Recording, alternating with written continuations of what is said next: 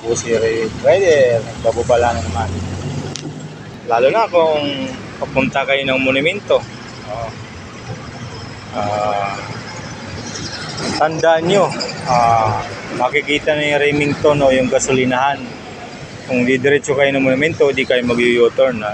Tulad yung nakikita nyo.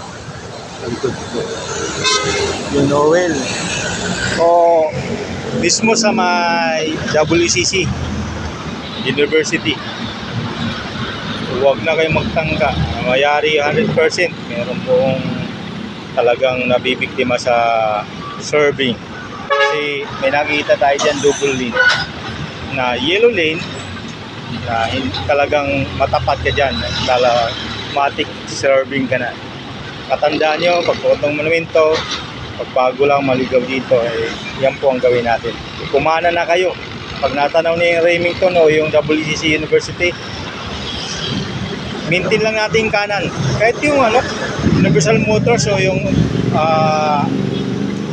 Toyota, dyan na kayo mag-maintain.